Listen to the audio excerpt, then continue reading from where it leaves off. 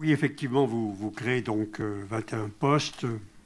J'ai compris que ça faisait 11 postes réels, les autres c'était des transformations de postes.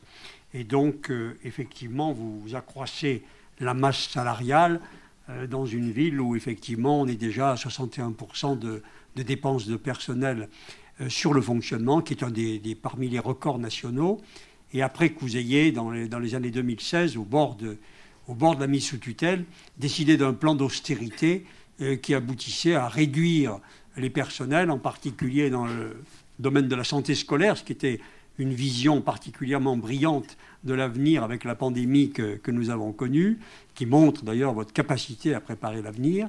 Et aujourd'hui, c'est dans ce domaine-là que vous créez des postes dans un domaine, la circulation, des droits de voirie et des terrasses.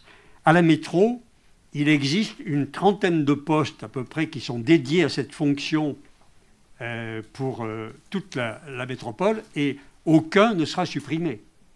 Donc on est vraiment là dans la création d'un doublon administratif sans que, alors que maintenant vous êtes dans l'exécutif de la métro, nous ayons, à ma connaissance, eu un dialogue entre les deux institutions pour savoir si ces 21 postes allaient totalement s'ajouter à la trentaine qui existe, et donc on allait accroître la bureaucratie grenobloise qui pèse déjà très lourd en termes de fiscalité.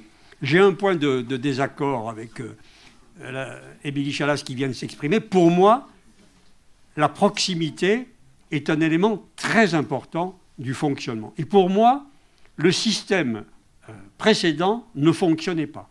C'était déjà kafkaïen avec la métro pour une terrasse, pour un épicier, Et là encore, je veux vraiment faire venir le réel ici. Il y a un épicier du boulevard Foch qui a reçu 7 fonctionnaires successivement de la métro pour pouvoir couper à leurs pieds les oliviers plantés autour de son épicerie, et qui lui imposait de rentrer des 50 kilos de ces arbres tous les soirs dans une épicerie dans laquelle elle ne pouvait pas rentrer.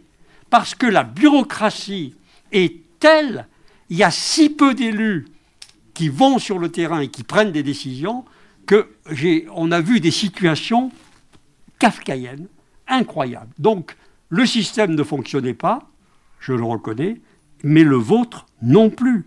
Au lieu de bureaucratiser, d'ajouter des postes, il faut d'abord partir du problème.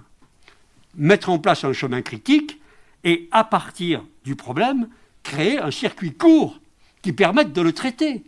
Mais là, comme évidemment il n'y a pas de pilote dans l'avion, on dit il y a un problème, et bien on ajoute des structures, les structures s'ajoutent les unes aux autres, le problème ne sera pas mieux résolu demain qu'il ne l'était hier, mais par contre, le contribuable, car d'une certaine manière, c'est toujours au bout du compte le contribuable qui va payer, le contribuable va payer un accroissement de postes. Alors qu'il y a tant d'autres domaines de priorité qu'il faudrait assumer, et alors que vous pourriez quand même, maintenant que vous êtes en fusion, si j'ose dire, entre les deux exécutifs, gérer ensemble, avec un principe de subsidiarité, par exemple. Ça peut très bien être un fonctionnaire de la métro qui fasse le boulot et le maire de Grenoble qui décide.